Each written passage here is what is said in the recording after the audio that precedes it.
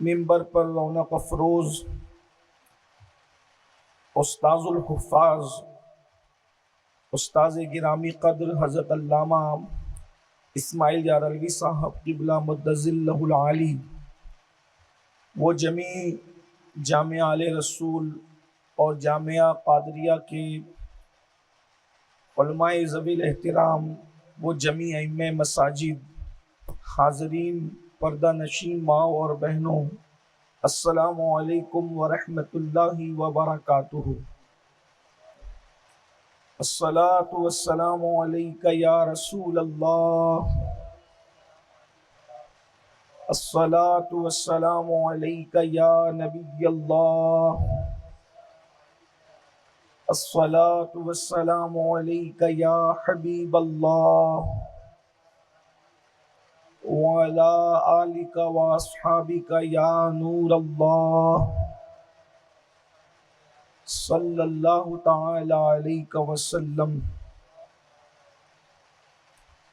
دل ہے وہ دل جو تیری یاد سے معمور رہا، سر ہے وہ سر جو تیرے قدموں پہ قربان گیا، آہ وہ آنکھ کے ناکام تمنا ہی رہی، ہائے وہ دل جو تیرے در سے پر ارمان گیا، انہیں جانا انہیں مانا نہ رکھا غیر سے کام، للہ الحمد میں دنیا سے مسلمان گیا، کفر منکر یہ بڑا جوش تعصب آخر، بھیڑ میں ہاتھوں سے کم بخت کے ایمان گیا، جان و دل ہوش و خرد سب تو مدینے پہنچے، تم نہیں چلتے رضا سارا تو سامان گیا۔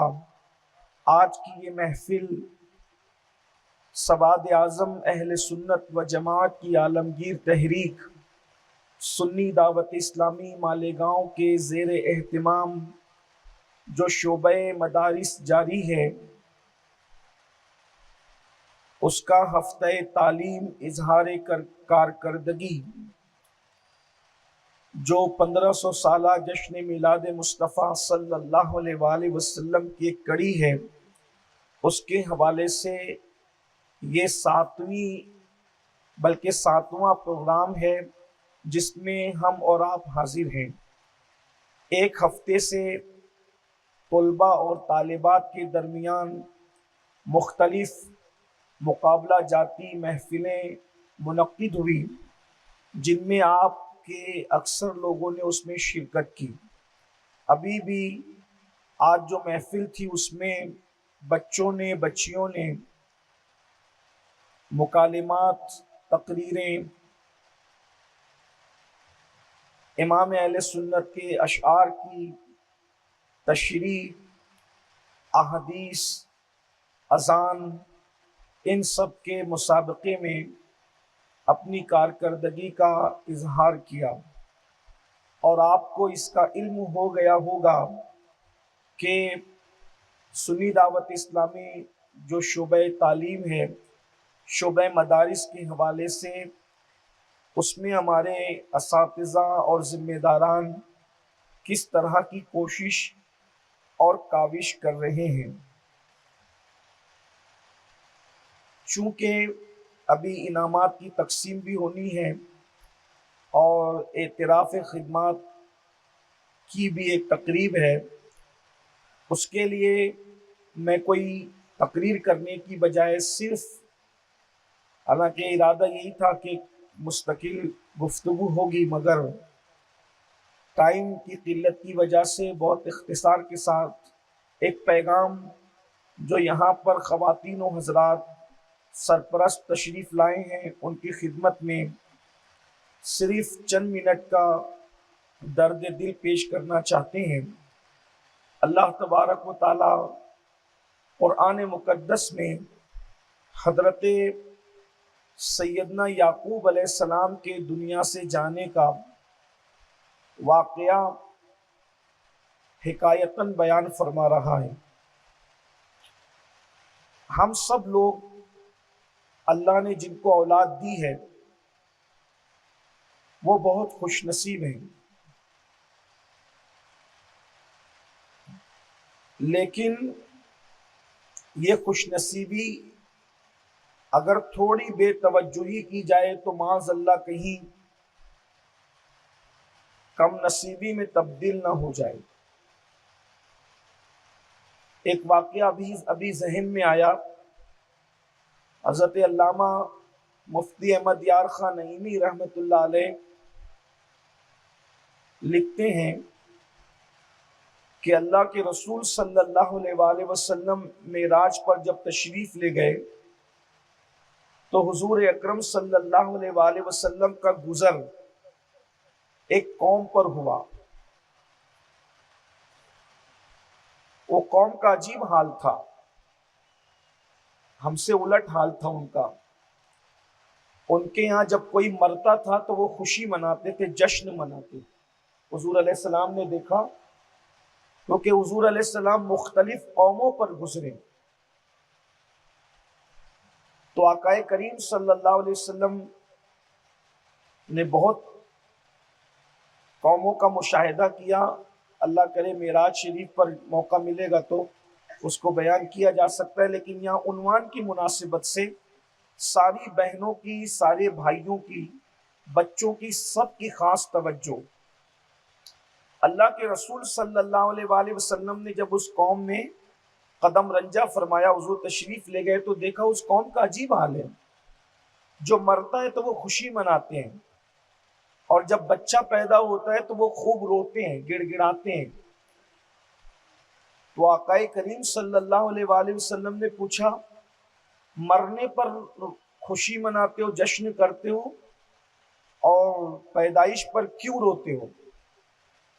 کیا فکر ہے قوموں کی اور کیا لوگ ہیں؟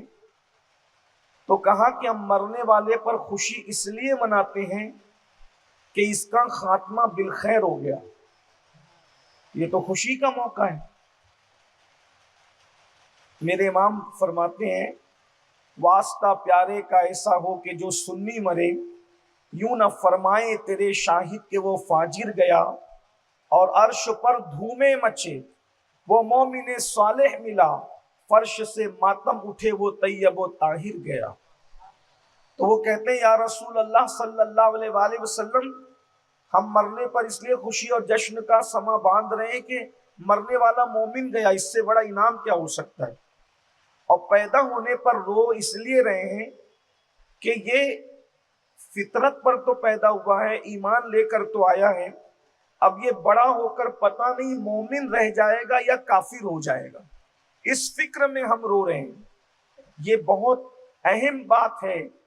اولاد کو آپ کچھ بنا دیں، خطیب بنا دیں، ادیب بنا دیں، مفکر بنا دیں، مدبر بنا دیں، ڈاکٹر بنا دیں، سائنسداں بنا دیں، وہ ہوا میں پرواز کرنے لگے، وہ کچھ بن جائے، مگر کامیابی اس وقت تک نہیں مل سکتی۔ وَلَا تَمُوتُنَّ إِلَّا وَأَنْتُمْ مُسْلِمُونَ۔ ایمان پر جب تک اس کا خاتمہ نہ، قرآن کہتا ہے تم نہ مرنا مگر مسلمان۔ تو ایمان پر خاتمہ بڑی چیز ہے۔ لیکن آج اس گنبد و مینار کے شہر میں اور انٹرنیٹ کے ذریعے سے دنیا بھر میں جو بھی لوگ ہمیں سن رہے ہیں، ہمیں بتایا جائے کہ بتائیے اولاد کو سب کچھ بنانے والوں، کیا ہمیں اولاد کے ایمان پر خاتمے کی بھی کوئی فکر ہے؟ ہم اپنی اولاد کو ایمان والا بنانا چاہتے ہیں، ہم اپنے اولاد کو ایمان والا رکھنا چاہتے ہیں، ان کے ایمان کی ہم نے کیا فکر کی؟ بہت افسوس کے ساتھ کہنا پڑتا ہے، ان کے ایمان کی ہم کیا فکر کرتے؟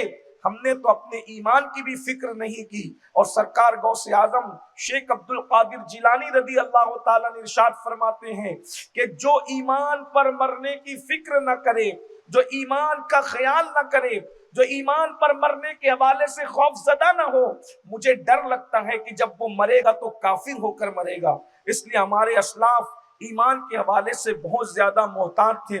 بزرگوں نے فرمایا کہ انسان جیسے آٹے سے بان نکل جاتا ہے، خبر نہیں ہوتی، ایسے ہی انسان کا ایمان نکل جاتا ہے، انسان کو خبر تک نہیں ہوتی۔ اس وقت پوری دنیا کا منظم پلان یہ ہے کہ ہمارے بچے عبداللہ، عبد الرحمن، عبد المصطفیٰ نام کے رہ جائیں، لیکن وہ مومن نہیں ہونا چاہیے، وہ ایمان والے نہیں ہونا چاہیے۔ اس کے لیے ہماری قوم کو گناہوں کے اندر مبتلا کیا جا رہا ہے کہ گناہوں کے جال میں پھانس کر ان کو پہلے اسلام سے دور کیا جائے، پھر اس کے بعد ان کا ایمان چھین لیا جائے۔ اور ایک کڑی یہ بھی ہے کہ اسلام سے دور کرنے کے لیے علم اور علماء سے دور کرنے کی کوشش کی جا رہی ہے۔ علماء کی نفرت دلوں میں پیدا کی جاتی ہے، علم دین کی نفرت دلوں میں پیدا کی جاتی ہے۔ یاد رکھیے اور اچھی طرح یاد رکھیے، اللہ کے حبیب صلی اللہ علیہ وآلہ وسلم نے سب سے پہلی آیت جو اپنی قوم کو سنائی ہے، یا حضور پر سب سے پہلے جو آیت کا نزول ہوا ہے، نماز کے حکم سے پہلے، روزے کے حکم سے پہلے، زکوٰۃ کے حکم سے پہلے اور کسی حکم سے پہلے حضور علیہ السلام پر پہلی وحی کا جو نزول ہوا، اقرا بسم ربک الذی خلق خلق الانسان من علق، اللہ کے حبیب علیہ السلام سے کہا گیا پڑھیے۔ اللہ کے حبیب علیہ السلام نے اپنا تعارف جو پیش فرمایا، انما بعثت معلما، کہ میں ٹیچر بنا کر کے بھیجا گیا ہوں، معلم بنا کر بھیجا گیا ہوں، استاد بنا کر بھیجا گیا ہوں، میں تمہیں پڑھانے کے لیے بھیجا گیا ہوں۔ اللہ اکبر، حضور پڑھانے کے لیے آئے تھے، حضور تعلیم کے لیے آئے تھے، اور اللہ کے حبیب صلی اللہ علیہ وآلہ وسلم نے علم کے زیور سے آراستہ کیا۔ اگر اخلاق درست ہوں گے تو علم کی وجہ سے، کردار درست ہوگا علم کی وجہ سے۔ یاد رکھیے گا اور اچھی طرح یاد رکھیے گا، بہت معذرت کے ساتھ ہم لوگ ٹیچر بنا رہے ہیں، ڈاکٹر بنا رہے ہیں، انجینئر بنا رہے ہیں، سب کچھ بنا رہے ہیں، لیکن دین نہ پڑھانے کا انجام دیکھ لیجئے۔ ڈاکٹر بن کے بھی وہ سب کی بات نہیں کرتے، لیکن داستان سننے میں آتی ہے کڈنی چوری کی جا رہی ہے، آبرو پر حملے کیے جا رہے ہیں۔ یہ سب کیوں ہے؟ اس لیے کہ علم دین نہیں ہے۔ اسی طریقے سے نقلی دوائیں بیچی جا رہی ہے، اس لیے کہ علم دین نہیں ہے۔ ہمارے اسی گنبد و مینار کے شہر کے اندر جو ہے وہ نشہ عام ہو رہا ہے، علم دین نہیں ہے۔ اب آپ کیا سمجھتے ہیں کہ نشے کا کاروبار وہی لوگ کرتے ہیں جو جھوپڑ پٹیوں میں رہتے ہیں، یا ایم ڈی اور نشہ وہی استعمال کرتے ہیں جو جھوپڑ پٹیوں میں رہتے ہیں؟ نہیں، بڑے بڑے مالدار گھرانے کے لوگ بھی نشے میں مبتلا ہیں۔ بس اتنی سی بات ہے، جو جھوپڑے میں رہتے ہیں ان کے عیب نظر آتے ہیں، اور جو محلوں میں رہتے ہیں ان کے عیبوں پہ پردہ پڑا ہوا ہے۔ اسی شہر میں کسی بہت بڑے مشاعرے میں کسی نے پڑھا تھا یہ شعر کہ جن کے آنگن میں امیری کا شجر لگتا ہے، جن کے آنگن میں امیری کا شجر لگتا ہے، ان کا ہر عیب زمانے کو ہنر لگتا ہے۔ میرے آقا صلی اللہ علیہ وآلہ وسلم کے دیوانوں اور اے خاتون جنت کی کنیزوں، پڑھے لکھے ہونے کے بعد، دنیاوی ایجوکیشن کے بعد، صرف اس لیے جو ہے لوگوں کو جو ہے وہ اللہ کا خوف نہیں آیا کہ ان لوگوں نے دین نہیں پڑھا، قرآن نہیں پڑھا، حدیث نہیں پڑھا۔ ایک داستان میرے نظروں سے گزری، شہر کا نام نہیں لوں گا۔ استاد اور شاگرد کا تعلق باپ بیٹے کی طرح ہوتا ہے، لیکن یہ بھی باتیں کانوں تک آئی کہ ٹیچر نے اپنی شاگردہ کے ساتھ بدی کا ارادہ کیا، بدکاری سے گزر گیا۔ یہ کیوں ہے؟ اس لیے کہ دنیاوی علوم تو ہے مگر مذہب کا علم نہیں ہے۔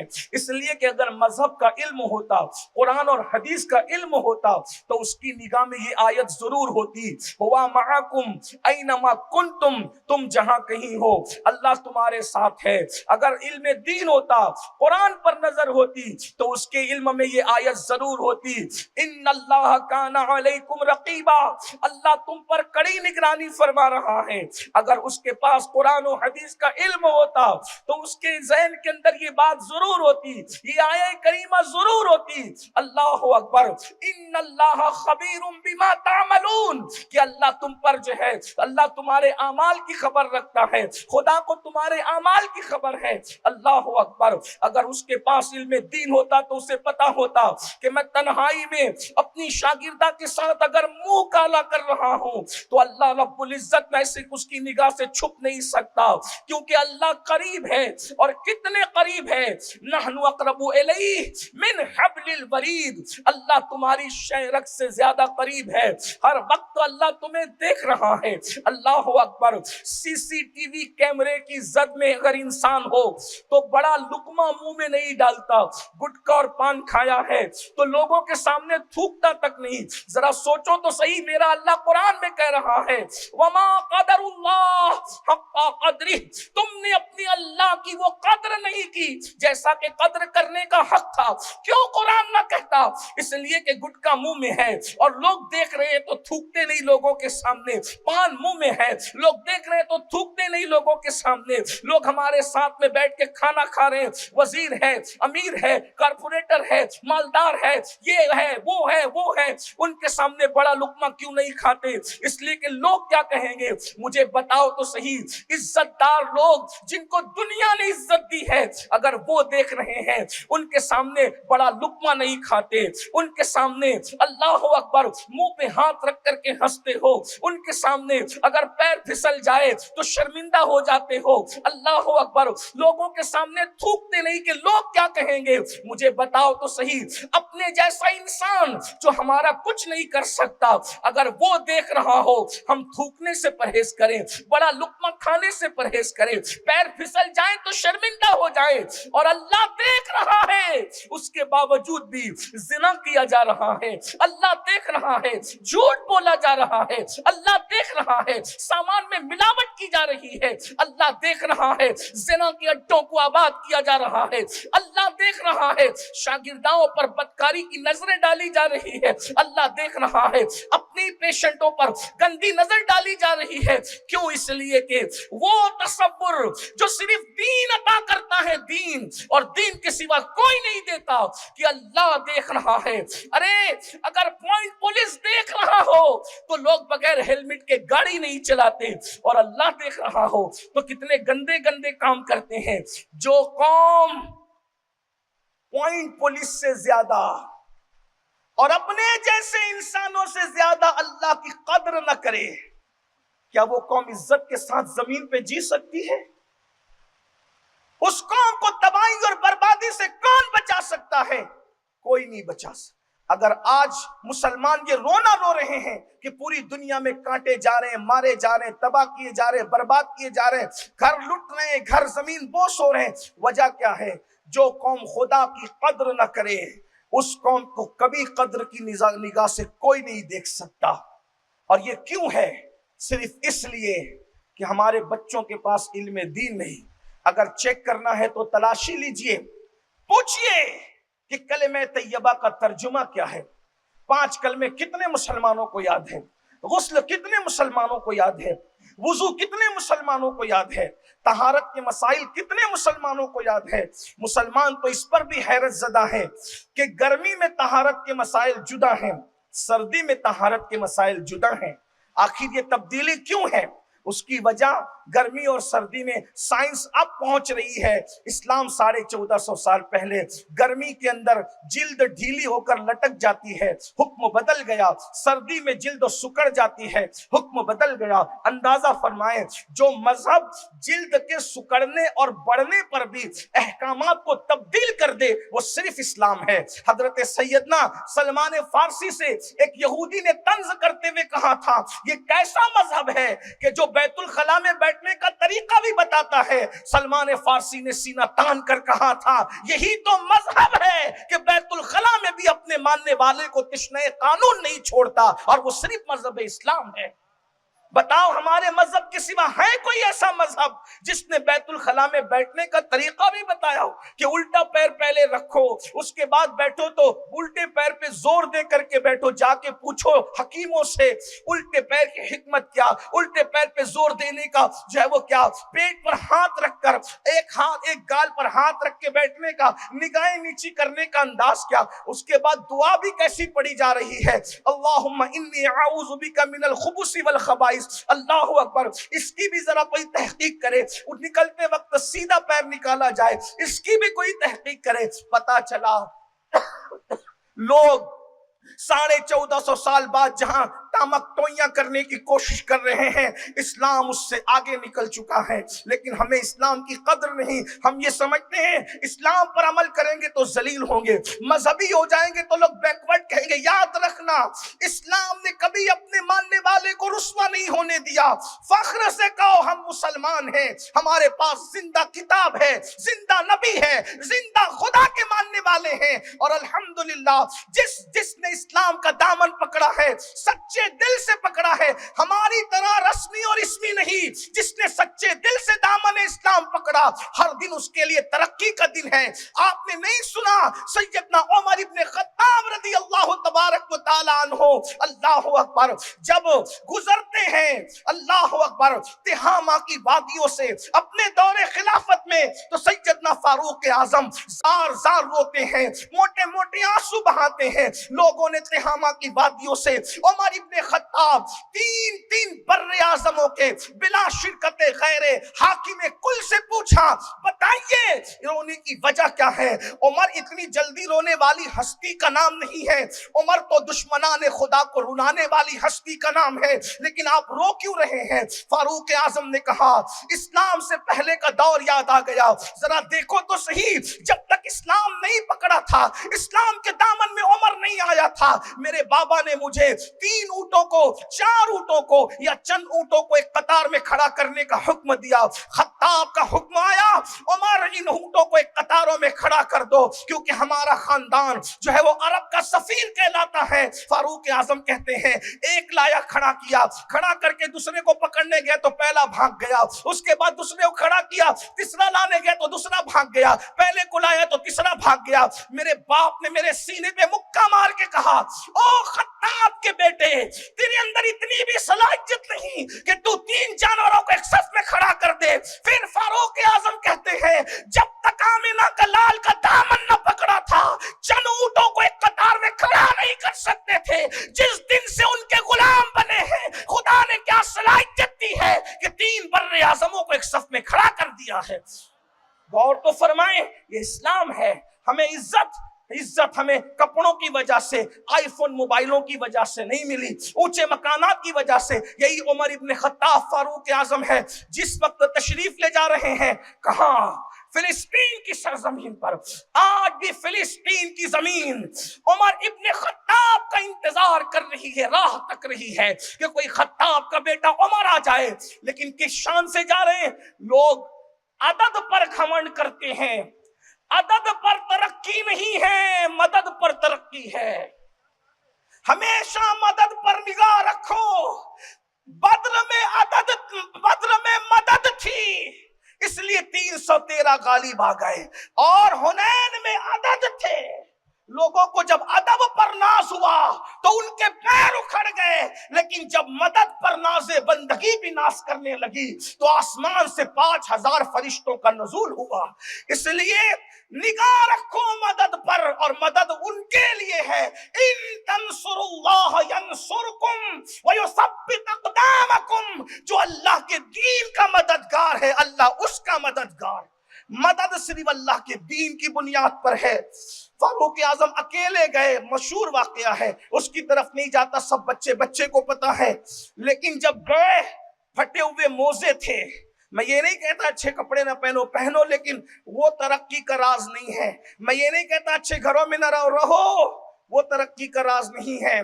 میں یہ نہیں کہتا اچھے کھانے نہ کھاؤ, مگر وہ ترقی کا راز نہیں. ترقی کا راز ہمارا صرف اسلام تھا, اسلام ہے, اسلام رہے گا.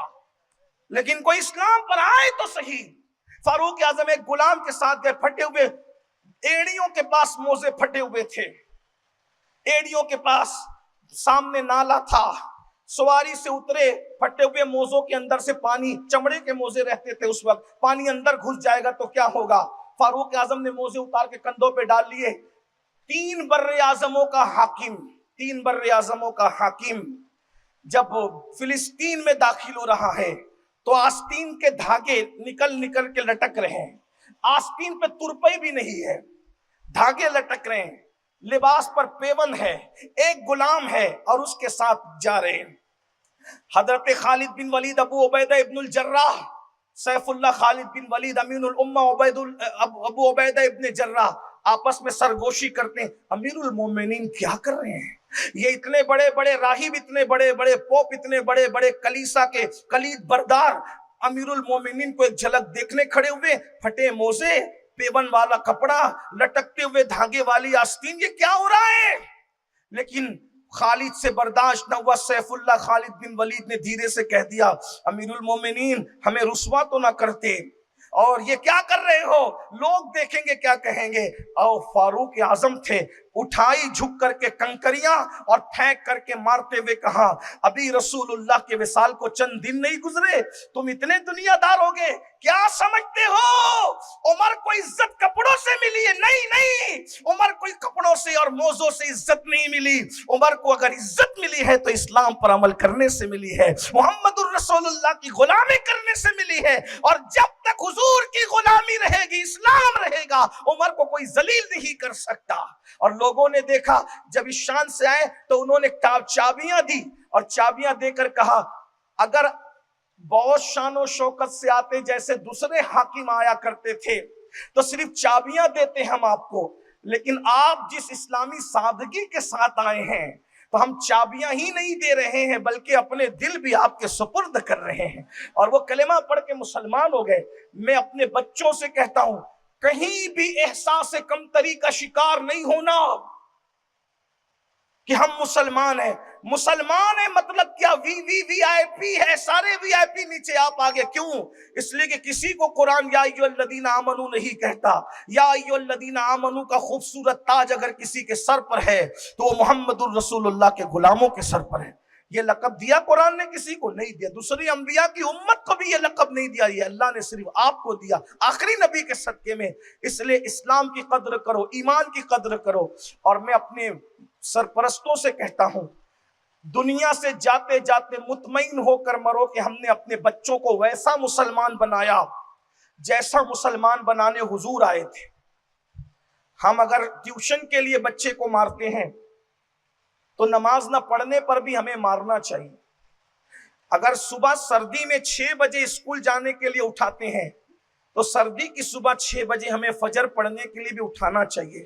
اگر بچہ اسکول پڑھ لے گا تو دنیا میں عزت ملے گی، لیکن اگر دیندار بن جائے گا دنیا میں بھی عزت ملے گی اور آخرت میں بھی عزت ملے گی۔ ماں باپ کو فکر کیا ہونی چاہیے؟ آیت جو میں نے شروع کی تھی اسی پہ ختم کر رہا ہوں۔ ماں باپ کی فکر کیا ہونی؟ کچھ لوگ کہتے ہیں ہم تو دیندار ہیں حضرت، ہمارے بچے بھی دین پہ رہیں گے، ہم سنی ہمارے بچے بھی سنیت پہ رہیں گے۔ اب آپ کو میں بتاتا ہوں اس گھرانے کی داستان جہاں دادا نبی، ابا نبی، چچا نبی، بیٹا نبی، باپ نبی، نبی ہی نبی، اوپر نبی نیچے نبی، وہ خاندان ہے حضرت یوسف صدیق کا، جس کے قصے کو قرآن نے احسن القصص کہا ہے۔ یوسف علیہ السلام نبی، ان کے ابا یعقوب علیہ السلام نبی، ان کے دادا اسحاق علیہ السلام نبی، ان کے ابا ابراہیم علیہ السلام نبی، چچا اسماعیل علیہ السلام نبی، اور بعد میں نبوت اسی خاندان میں رہی، خلیل اللہ کے خاندان میں۔ اب یعقوب علیہ السلام دنیا سے جا رہے ہیں، ہم بھی مرتے ہیں تو مرتے وقت تو لوگوں کو بھی، بچوں کو بھی فکر یہی ہے اور باپ کو بھی فکر یہی ہے کہ وہ کارخانہ ہے، اس کو بیچ کر کیا کرنا ہے، وہ سائزنگ ہے اس کا کیا کرنا ہے، وہ زمین اتنی پڑی اس کا کیا کرنا ہے۔ نبی کی فکر دیکھو، نبیوں کا خاندان سارے پوتوں کو بیٹوں کو جمع کرتے ہیں۔ قرآن کہتا ہے اذ حضر یعقوب الموت، یہ بھی قرآن کا اسلوب ہے، اللہ بیان کر رہا ہے، اللہ یہ نہیں کہتا کہ یعقوب کو موت آئی، اس لیے کہ نبی کی بات حضرا، موت حاضر ہوئی بارگاہ یعقوب کے اندر۔ سب لوگوں کے پاس موت آتی ہے اور نبی کی بارگاہ میں موت حاضر ہوتی ہے۔ اس سے پتا چلا کہ اوروں کی موت اور ہے اور پیاروں کی موت اور ہے، تو اوروں میں پیاروں کو ضم نہیں کرنا چاہیے۔ پیاروں کے پاس اب حاضر ہونے اور آنے میں کیا فرق ہے؟ توجہ کرنا، جب کوئی چھوٹا بڑے کے پاس جاتا ہے، جیسے ہمارے استاد علامہ یارلوی صاحب، ہم ان کے پاس جائیں گے تو کیا کہیں گے؟ کچھ لوگ ان پڑھ ہوتے ہیں تو وہ اچھی اردو بولنے کے چکر میں گڑبڑ کرتے ہیں، بڑوں کے پاس بھی آ کے کہتے ہیں کہ حضور میں ابھی تھوڑی دیر پہلے تشریف لایا اور میں آپ سے یہ فرما رہا تھا، تو بیچارے کو پتہ نہیں کہ یہ تشریف لانا کیا ہے اور فرمانا کیا ہے۔ لیکن کوئی پڑھا لکھا واقعی جائے گا تو استاد سے کیا کہے گا؟ حضور میں آپ کی بارگاہ میں ابھی حاضر ہوا اور میری عرض آپ سے یہ ہے. تو بڑوں کے پاس حاضر ہوا جاتا ہے. اور جب چھوٹے موجود ہوں گے تو کیا کہیں گے؟ جیسے اگر علامہ مزمل صاحب ہمارے نظامی صاحب استاد کے لیے کہیں گے تو استاد تشریف لا رہے ہیں، تو یعنی بڑا جب چھوٹوں کے درمیان آتا ہے تو تشریف لاتا ہے، اور چھوٹا جب بڑوں کے پاس جاتا ہے تو حاضر ہوتا ہے. قرآن کہہ رہے حضر یعقوب الموت، موت کا فرشتہ حاضر ہوا، یعنی موت کا فرشتہ مرتبے میں چھوٹا ہے، مرتبہ یعقوب بڑا ہے. اور جب یعقوب کا مرتبہ یہ ہے علیہ السلام، تو جانے یعقوب محمد الرسول اللہ کے مرتبے کا عالم کیا ہو. اسی لیے تو یعقوب کے پاس حاضر ہوتی ہے موت، اور مصطفیٰ جان رحمت کے دروازے پر اجازت لے کر آتے ہیں تو کہا جاتا ہے ابھی ملنے کی اجازت نہیں ہے، تشریف لے جائیں، تو وہ تشریف بھی لے جاتے ہیں. موت کسی کے دروازے سے نہ ٹلی سوائے در مصطفیٰ کے، اور اس کے بعد دوبارہ جب واپس کرنے کی کوشش کی گئی تو روک دیا. نہیں نہیں نہیں، روکا نہ جائے.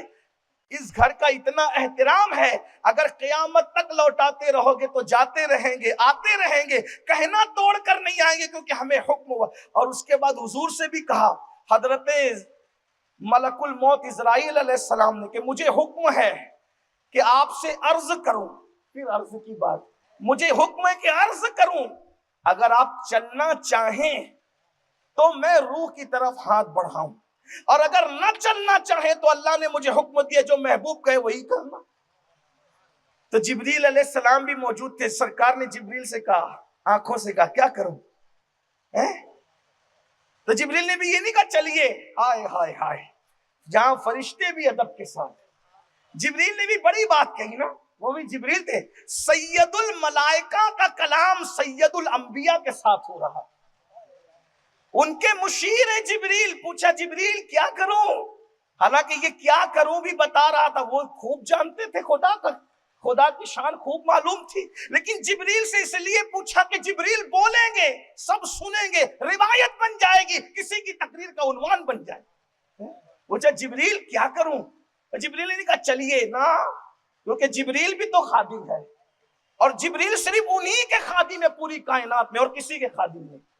انبیاء میں بھی وہ کسی کے خادم نہیں ہے سوائے سید الانبیاء کے. اور خادم بھی ایسے ہیں کہ تاج روح القدس کے موتی جسے سجدہ کریں، رکھتی ہے کتنا وقار اللہ اکبر ایڑیاں. جبریل نے کیا کہا؟ یا رسول اللہ، اللہ آپ کا مشتاق ہے. جملہ دیکھیں، یہ نہیں کہا چلیے، کیا کہا؟ اللہ آپ کا مشتاق ہے. اب اس مشتاق کو میں کس طرح بیان کروں، لیکن صرف اتنا کہ خدا یہ چاہتا ہے کہ آپ خدا سے ملاقات کریں. تو سرکار نے فرمایا جب یار مشتاق ہے تو پھر ہم بھی تیار، چلو چلتے. یہ ہے انبیاء کی موت. بہرحال اور کیسی ہے؟ انبیاء کو بھی اجل آنی ہے، مگر ایسی کہ فقط آنی ہے. پھر وہی موت کے بعد ان کی حیات مثل سابق وہی جسمانی ہے. اس کی ازواج کو جائز ہے نکاح، اس کا ترکہ بٹے جو فانی ہے. تو زندہ ہے واللہ، تو زندہ ہے واللہ، میری چشم عالم سے چھپ جانے والے. اللہ پاک ارشاد فرماتا ہے اذ حضر یعقوب الموت، اس موت حاضر ہوئی یعقوب علیہ السلام کے پاس.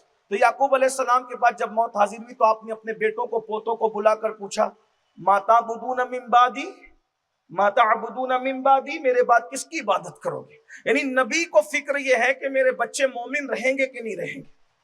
ہمیں اس کی فکر کم ہے، ہم دنیا کی محبت میں مبتلا ہیں. بس یہی کہنا تھا جب بچوں نے جواب دیا ہم مومن کیوں نہ رہیں. انہوں نے یہ پوچھا تھا کہ میرے بعد تم کس کی عبادت، ما تعبدون من بعدی، میرے بعد کس کی عبادت کرو گے؟ تو انہوں نے نبی کی تربیت تھی نا، جواب دیا نعبد الہک و الہ آبائک ابراہیم و اسماعیل و اسحاق، ہم آپ کے بعد ایک خدا کی عبادت کریں گے. جواب مکمل تھا. لیکن چونکہ رحمانی توحید اور شیطانی توحید کا فرق یہ ہے کہ شیطانی توحید میں یہ کہ اللہ صرف تجھی کو مانوں گا، تیرے سوا کسی کو نہیں مانوں گا، یہ شیطانی توحید ہے. اور رحمانی توحید یہ ہے کہ توحید بیان ہوتی ہے اللہ کے پیاروں کے وسیلے سے. اسی لیے جو تربیت کی تھی یعقوب علیہ السلام نے، تو انہوں نے کہا ہم ایک خدا کی عبادت، نعبد الہ کا، کس کی عبادت کریں گے؟ جو آپ کا الہ کا، آپ کا خدا ہے، وہ الہ آبائی کا، اور آپ کے باپ داداؤں کا خدا ہے، ابراہیم و اسماعیل و اسحاق، جو ابراہیم کا خدا ہے، اسماعیل کا خدا ہے، اسحاق کا خدا ہے، ہم اس کی عبادت کریں گے۔ پتا چلا نبیوں کی سچی توحید وہ ہے کہ جب بھی توحید بیان ہو تو اللہ کے پیاروں کے ذریعے سے بیان ہو۔ اسی لیے میرے امام نے جب حمد کا جو ہے وہ ورق کھولا تو ڈائریکٹ حمد نہیں کی، بلکہ اس کے مقبول بندوں کے ذریعے سے، بلکہ سب مقبول میں مقبول ترین بندے کے وسیلے سے خدا کی توحید بیان کی۔ وہی رب ہے، وہی رب ہے، صرف وہی رب ہے جس نے تجھ کو ہمتن کرم بنایا، ہمیں بھیک مانگنے کو تیرا آستہ بتایا۔ تجھے حمد ہے خدایا، تجھے حمد ہے خدایا۔ اپنے بچوں کو پڑھائیے، قرآن پڑھائیے، اور صرف قرآن نہیں، اتنا پڑھائیے کہ جتنا علم حاصل کرنا ہر مسلمان پہ فرض ہے۔ بات سمیٹی جا رہی ہے؟ یعنی نکاح کے مسائل بھی ہمارے بچوں کو، بچیوں کو یاد ہونا چاہیے، طلاق کے مسائل بھی بچے اور بچیوں کو یاد ہونا چاہیے، کاروبار میں کیا جائز ہے کیا ناجائز ہے یہ بھی ان کو یاد ہونا۔ بہت سارے ایسے متقی مسلمان میں نے دیکھے، دیندار، کہ تجارت کے مسائل یاد نہ ہونے کی وجہ سے وہ لاشعوری طور پہ سود میں مبتلا ہو رہے ہیں۔ انہیں نہیں پتا ہے، مجھے پتا ہے جس دن ان کو پتا چلے گا وہ فوراً اس کاروبار کو یہی ختم کریں، دفن کر دیں گے، اتنے دیندار ہے، لیکن مسئلہ نہیں پتا ہے، اس لیے وہ مبتلا ہو رہے ہیں۔ بلکہ قیامت کی نشانیوں میں سے ایک نشانی یہ بھی ہے کہ جو سود سے بچنا چاہیں گے ان تک بھی سود کا گرد و غبار پہنچ کر رہے گا، جو بچنا چاہیں گے ان تک غبار پہنچے گا۔ تو دیکھ لیجئے، علم نہیں ہے، تجارت کے مسائل بھی ہمیں معلوم ہونے چاہیے۔ اسی طرح سے یہ بھی حدیث پاک میں کہ قیامت کے قریب لوگ طلاق دے کر بھی اپنی بیویوں کو اپنے گھروں میں رکھیں گے۔ تو اب ایسے جملے کہتے ہیں جس سے طلاق پڑ جاتی ہے، خبر نہیں ہوتی، علم نہیں ہے، پھر بھی بیوی کو گھر میں رکھا ہے۔ تو فرض علوم ہمارے بچوں کو سب کو آنا چاہیے، اور جو لوگ نہیں پڑھ سکے، میں سمجھتا ہوں کہ ہمارے شہر میں 30-40 سال کا عرصہ ایسے بیتا کہ مغرب میں مدرسہ بھیجتے تھے اور عشاء میں مدرسے ختم ہو جاتے تھے۔ صبح دوپہر کے مدرسے کا تصور ہمارے یہاں کم تھا، تو اس میں کیا ہوا، 1 گھنٹے میں 60 بچوں کو پڑھایا جاتا تھا، 50 بچوں کو، 80 بچوں کو پڑھایا جاتا۔ استاد ایک کو سنتے تھے اور پھر دوسرے بچوں کہتے تھے اس کا سن تو اس کا سن۔ نتیجہ کیا ہوا، گیپ ہو گیا، گیپ ہو گیا۔ بہت سارے لوگ قرآن صحیح نہیں پڑھ، ختم ہوا ان کا، 4 بار ختم ہوا، لیکن ابھی بھی صحیح نہیں پڑھ سکتے قرآن۔ لیکن میں اپنے ان علماء کرام کو، یہ سارے اللہ والوں کو، اس پورے اسٹاف کو مبارکباد دیتا ہوں کہ آج جو بچے ہمارے سامنے قرآن پڑھتے ہیں، ہمیں رشک آتا ہے، یہ عربی لہجے میں قرآن پڑھ رہے ہیں۔ ابھی ہمارے بچوں نے اذان پڑھی، ان کی اذان سن کر کسی کی یاد تازہ ہو گئی، مستقبل اچھا ہے۔ پہلے کے مؤذن جو ہوتے تھے، جو سب جگہ سے ریٹائر ہو جاتے تھے، ان بڈھوں کو لا کر کے مسجد میں رکھا جاتا تھا، وہ پوری زندگی اسد واللہ الہ الا اللہ ہی پڑھتے رہے۔ یہ حال تھا۔ میں ان کا کوئی مذاق نہیں اڑا رہا ہوں، لیکن یہ المیہ ہے، جو کہیں نہیں چلے گا وہ مسجد میں چلے گا۔ امام بھی وہی رکھے گئے کہ وضو ٹوٹنے پر بھی سجدے سہو لوگوں نے کیا۔ یہ حالات ہیں، یہ کیفیات ہے۔ لوگوں کی نمازوں کا کیا، یہ کوئی ہنسنے کی بات نہیں، کتنی نمازیں گئی ہوگی اس طرح کی ہیں۔ ایک مرتبہ، میں لطیفہ کہنے کا عادی نہیں لیکن صدمے سے کہہ رہا ہوں کہ ایک مرتبہ امام صاحب کی کچھ تنخواہ طے کی، ٹرسٹیوں نے جب ہٹایا تو اتنا دیا نہیں، باقی رکھ دیا۔ جب ہٹا دے تو کہا کہ اب وہ جو تنخواہ باقی نہیں دیں گے۔ اب کوئی بات نہیں، مت دیجیے، ہم بھی بے وضو نماز پڑھائے تھے، کوئی مسئلہ نہیں، اگر تنخواہ نہیں دیتے تو تمہاری نماز کبھی۔ یہ حال، یہ کیفیت ہے، ہنسنے کی بات نہیں، حالات نازک ہیں۔ ہمیں اچھے امام چاہیے، اور اچھے امام اچھے مدرسوں سے ملیں گے۔ ہمیں اچھے پیر چاہیے، اچھے پیر ہمیں اچھے مدرسوں سے ملیں، ورنہ آپ کی بستی میں وہ پیر بھی آتے ہیں کہ وہ یہ کہہ جاتے ہیں کہ سید صاحب تھوڑا محنت کیجئے، مالیگاؤں میں جہالت بہت زیادہ ہو گئی ہے۔ یہ بھی ہے۔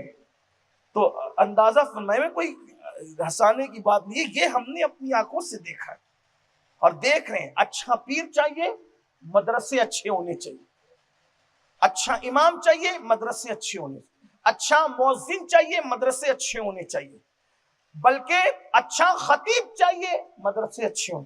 میں آپ کو یہ بات کہہ دوں، مدرسوں سے نفرت کرنے والے اور اہل مدرسہ سے نفرت کرنے والوں، سنو، اگر آپ کو شیخ عبد القادر جیلانی جیسا ولی ملا ہے تو وہ بھی کسی مدرسے سے ملا ہے۔ یہ مدرسہ نظامیہ بغداد معلیٰ کی برکتیں ہیں، انہوں نے بغداد کے مدرسے کو برکت دی ہے، لیکن بہرحال ایک اعتبار سے یہ بھی کہ وہ جو ولی پیدا ہوئے تھے لیکن اس کے باوجود بھی اچھے مدرسے میں گئے، پتا چلا ولی بننے کے بعد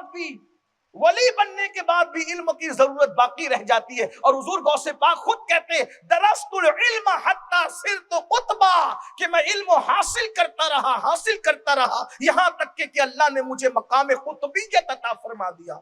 غریب نواز جیسا ولی بھی ہمیں مدرسوں سے ملا ہے، صابر پاک جیسا ولی بھی ہمیں مدرسوں سے ملا ہے، محبوب الہی نظام الدین جیسا ولی بھی ہمیں مدرسے سے ملا ہے، امیر خسرو جیسا طوطی ہند ملک الشعراء بھی مدرسوں سے ملا ہے۔ اس لیے مدرسوں پہ محنت ہو، اور مدارس میں بھی اس وقت خاص طور پر مکاتب پر محنت ہو۔ ہم نے کوشش کی، اللہ ہماری حیثیت ہی نہیں، کمزور کاندھے ہیں، کوشش کی، کم و بیش 15 سال کا عرصہ بیتا، 4-6 مدرسوں سے مکاتب سے شروع کیا تھا ہم لوگوں نے، اب آ کر کے 82 مکاتب تک پہنچے ہیں۔ لیکن اس پر لوگ خوش ہوتے ہیں، میرا دل ٹھنڈا نہیں ہوتا، میرا دل چاہتا ہے کہ اور بڑے، ہر محلے میں ایک خوبصورت مکتب ہو، اور وہی مکتب دارالعلوم کا۔ دیکھیے ایک جملہ کہہ رہا ہوں، برا مت ماننا، آج کل ہمارے یہاں دارالعلوم نام ہے اور کام مکتب جیسا بھی ہم نہیں کر پا رہے، لیکن ہونا یہ چاہیے کہ نام مکتب ہو اور کام جامعہ کا ہونا چاہیے، نام چھوٹا ہو کام بڑا ہونا چاہیے، یہ ہماری کوشش ہو۔ تو جو مکاتب بنے اس میں حفظ بھی ہو، حدر کلاسیں بھی ہو، قرت بھی، اور الحمدللہ آپ کی دعاؤں سے سنی دعوت اسلامی یہ کر رہی ہے۔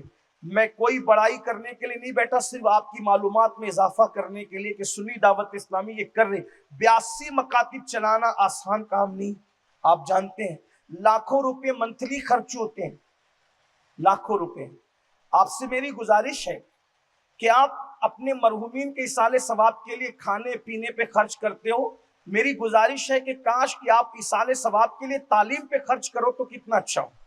آپ جس کو کھلائیں گے کھا کر کے وہ کھلانے والا بنے، ضروری نہیں ہے، لیکن اگر آپ کسی کو پڑھا دیں گے تو پڑھا ہوا آدمی پڑھانے والا ضرور بن جائے گا۔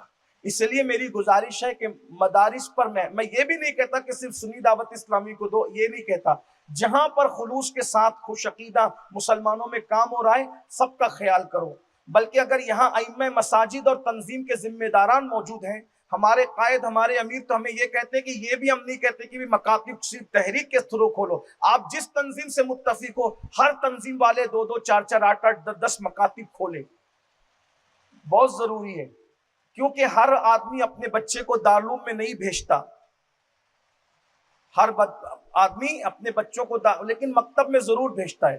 میں آپ کو بتاؤں، یہ 5 کلمے، یہ دعائے قنوت، یہ درود ابراہیمی، یہ التحیات، یہ سب جو ہم نے سیکھا ہے دارالعلوم میں جا کر نہیں سیکھا، جب دارالعلوم میں گئے تو وہ اوپر کی پڑھائی پڑھی، لیکن یہ ہمارے استاد جو بیٹھے ہوئے ہیں انہوں نے ہمیں جیسے یاد کرایا آج بھی اسی لہجے میں ہم پڑھتے ہیں، حالانکہ ابھی لہجہ محنت سے لوگوں نے بدلا ہے، لیکن لوگوں کا لہجہ بدل گیا، مگر استاد نے ہمیں جیسا پڑھایا تھا ہم ویسے ہی پڑھ پاتے ہیں۔ سبحان اللہ والحمد للہ، آج بھی لاکھ کوشش کے بعد بھی ہم ویسے ہی پڑھیں، ہمارے استاد کا احسان ہے ہم پر، استاد نے ہمیں پڑھایا۔ تو آپ سے کہتا ہوں اچھے مکاتب کا انتخاب کرو۔ بس جاتے جاتے جو پیرنٹس ہیں ان سے کہتا ہوں، اگر آپ صبح صبح جھوٹے منہ، بلکہ ہمارے یہاں تو جھوٹے منہ کہتے ہیں، ہاں تو جھوٹ بول بول کے جھوٹے منہ بھی ہے، وہ جھوٹے منہ نہیں ہے، وہ جھوٹے منہ ہے، جو جھوٹے منہ لنگی بنیان پر آپ اسکول تک اپنے بچوں کو پہنچانے جاتے ہو، صرف اس لیے کہ بچے کا مستقبل سنور جائے، بالکل پہنچائیے، اسکول پہ بہت دھیان دیجیے، لیکن ایسے ہی جھوٹے منہ جو اسکول تک پہنچاتے ہو، کبھی کبھی مدرسوں میں بھی بچوں کو پہنچانے کے لیے لاؤ۔ اسکول پر توجہ ہے، مدرسوں پہ بھی توجہ دو، بہت محنت کی ضرورت ہے۔ میں نے جمعہ کی نماز میں یہ بات کہی کہ ہمارے ہر بچے کو اتنا علم ہونا چاہیے کہ اگر پکنک پر بھی کہیں گئے ہو، لباس کیسا ہی بدن پر ہو، نماز کا وقت آ جائے تو ہر بچے میں اتنی صلاحیت ہو کہ وہ آگے بڑھ کر کے نماز پڑھا سکے۔ میں نے عرب میں دیکھا یہ بات، بحرین کے ایئرپورٹ پر میں موجود تھا، میں اپنی نماز پڑھ رہا تھا، دیکھا کہ چند لڑکے آئے، کھلے سر تھے، میں ان کے کھلے سر کی تائید نہیں کر رہا ہوں، لیکن آپ کو بات بتا رہا ہوں، جینس ٹی شرٹ پہ تھے، ایک نے اقامت پڑھی، دوسرا آگے بڑھا، وہ سب بغیر داڑھی کے تھے، جینس ٹی شرٹ پہ تھے، کھلے سر تھے، لیکن یقین جانے اللہ گواہ ہے، میں نے دیکھا کہ وہ قرآن اتنا اچھا پڑھ رہا تھا کہ اتنا اچھا قرآن میں بھی نہیں پڑھ سکتا، ویسے بھی میں بہت اچھا نہیں پڑھ پاتا ہوں، لیکن وہ مجھ سے اچھا قرآن پڑھ رہا تھا۔ یہ میں نے کہا کہ یہ ہند میں کیوں نہیں ہو سکتا اگر محنت کرے، اور ہو رہا ہے الحمدللہ۔ آپ دیکھ رہے ہیں ابھی ہمارے عثمان بھائی کے بچے نے اذان پڑھی، ہم نے سنا اس کو وہاں بیٹھ کر، مجھے سمجھ میں آ گیا اس کے ابا بھی بہت اچھی اذان پڑھتے ہیں، لیکن ابا سے اچھی بچے نے پڑھی ہے، یعنی ہمارا مستقبل روشن ہے انشاءاللہ۔ ابا نے دوسروں کو دیکھ کر کے سیکھا، بچے نے استاد کے پاس زانوئے تلمس طے کر کے سیکھ، یہ فرق ہے۔ بچوں کو پڑھاؤ، اور مولا مشکل کشا سیدنا علی مرتضیٰ کرم اللہ تعالی وجہ الکریم فرماتے ہیں تمہارے ماں باپ نے تم کو جتنا علم دیا اس سے زیادہ اپنے بچوں کو دو، کیونکہ تمہارے دور سے زیادہ ترقی یافتہ دور تمہارے بچوں کا ہوگا۔ ہمیں اس پہ کوشش کرنی ہوگی۔ آپ سے گزارش ہے، ہاں اتنا بڑا کام کرنے میں، اتنا بڑا کام سنبھالنے میں کہیں نہ کہیں ذمہ داروں سے مسٹیک ضرور ہو سکتی ہے، گرتے ہیں شہسوار ہی میدان جنگ میں، وہ طفل کیا گرے جو گھٹنوں کے بل چلے۔ مس ہینڈلنگ ہو سکتی ہے ہمارے کارکنان سے، تو آپ سے گزارش ہے کہ آپ کام پہ نظر رکھیں، آپ کام پہ نظر رکھیں، کوئی کمی ہوتی ہے تو ہم سے شکایت کریں، ہم حاضر ہیں اس کی اصلاح کے لیے، اپنی بھی اصلاح کے لیے اور اپنے ساتھیوں کی اصلاح کے لیے۔ لیکن سنی دعوت اسلامی کے مکاتب میں بھیجنے کی گزارش اس لیے کر رہا ہوں کہ اگر آپ کو انتخاب کرنا ہوگا کہ قرآن اس سے پڑھیں جو صاحب قرآن کی تعظیم اور توقیر اور عزت کرنا جانتا ہو، اس سے قرآن نہ پڑھائے بچوں کو جو قرآن پڑھ کر حضور کی توہین کرنے کی بات کرتا ہو۔ قرآن تو پڑھا دے گا، ایمان چھین لے گا، اور پھر وہ دن آئے گا، آقا علیہ السلام نے فرمایا کچھ لوگ ہوں گے جو قرآن کثرت سے پڑھیں گے، قرآن ان کے حلق کے نیچے نہیں اترے گا۔ تو وہاں قرآن نہ پڑھاؤ جہاں حلق کے نیچے نہیں اترا، وہاں پڑھاؤ جو قرآن کے قرآن کو دیکھ کے کہتے اللہ کی سرتاب قدم شان ہے، یہ انسان نہیں انسان وہ انسان ہے، یہ قرآن تو ایمان بتاتا ہے انہیں، ایمان یہ کہتا ہے میری جان ہے۔ یہ اپنے بچوں کا ایمان بچانے کے لیے ہمیں ہر اعتبار سے کاوش اور کوشش کرنی ہوگی۔ اگر آپ کی دعائیں اسی طرح ساتھ رہی تو انشاءاللہ ہم مزید مکاتب کو بہتر سے بہتر کریں گے۔